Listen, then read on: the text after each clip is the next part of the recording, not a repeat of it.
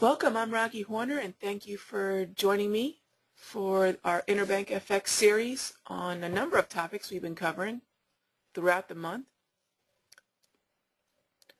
Today's topics we'll cover in just a moment. But before I begin, let me give you all the Forex disclaimer. Please listen up. This is important. Trading in the off-exchange retail foreign currency market is one of the riskiest forms of investment available in the financial markets and suitable for sophisticated individuals and institutions. The possibility exists that you could sustain substantial loss of funds, and therefore you should never invest money that you cannot afford to lose. Nothing in this presentation is a recommendation to buy or sell currencies, and Raghee Horner, myself, is not liable for any loss or damage, including without limitation any loss of profit, which may arise directly or indirectly from the use of my tools, Raghee Horner's tools, or the reliance of such information. Okay, so we're here to talk about Forex. And specifically, today's topics are understanding price action, drawing trend lines, using PRS, which is the pattern recognition software that's available over at interbankfx.com, Fibonacci levels, and market cycles. Now, I'm probably going to go ahead and cover price action first. Then we'll get into some drawing of trend lines and chart patterns. We'll cover market cycles as well and Fibonacci.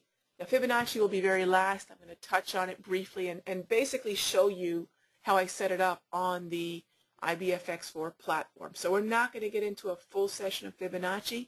I would love to have time to do that. And in fact, we do, because at the end of this month, we're going to have a huge blowout cumulative session, which I call Super Saturday, which allows us to spend 4 hours together. There will be breaks, don't worry, but we're going to spend 4 hours together and just get neck deep in this stuff. We're going to take all the lessons that we've discussed throughout this month, throughout this series of Forex presentations. We're going to put them all together, and really you'll see it all gel then.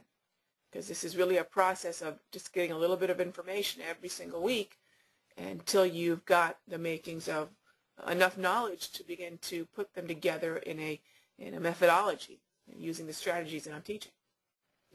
Okay, so I'm going to actually go ahead and start, and I'm looking at my notes right now. I'm going to go ahead and start with market cycle analysis. And market cycle analysis, I'm going to give you some history on this because I think it's relevant. I don't like turning into the history teacher, although that was one of my favorite subjects in school.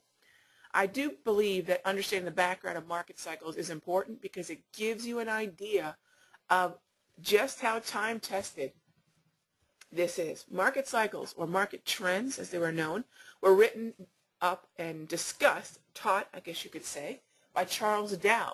And yes, that Charles Dow of Dow Jones, Charles Dow, who we now look at his collective writings and called Dow Theory.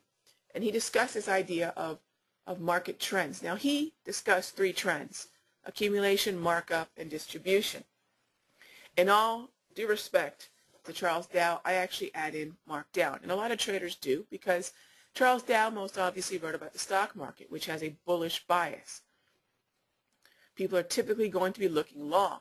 Here we're nimble in the Forex market. We can look long, we can look short. There's always something with a bull market in Forex. You know, if the U.S. dollar is weak, the euro is strong. There's always something moving up against something else or moving down against something else. So we don't have to have that bullish bias. The idea of the 4 market cycles, again, completely from Charles Dow, probably the biggest influence in my trading next to Richard Schabacker.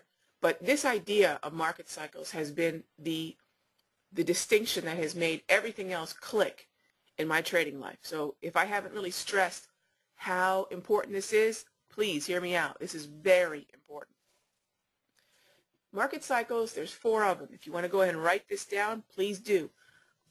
It starts with accumulation. Now, this doesn't mean that every market starts with one cycle or the other, or that they cycle through in a particular order. They do not. Okay, they can happen in any succession. They can start anywhere.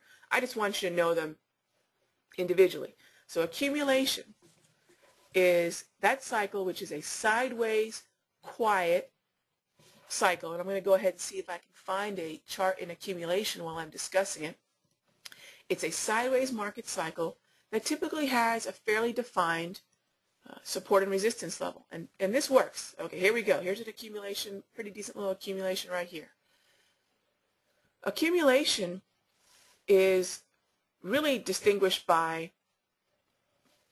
the idea of having a fairly solid support and resistance level. Okay, and what that means is that the variance between the highs or the lows is usually 5 pips or less. The less variance there is between those high prices and the less variance there is between those low prices, okay, the more solid I call that level. Obviously, we like solid support and resistance, solid floors and ceilings. The more solid it is, okay, the more reliable it is, right? So accumulation is a narrow sideways range. Now, of course,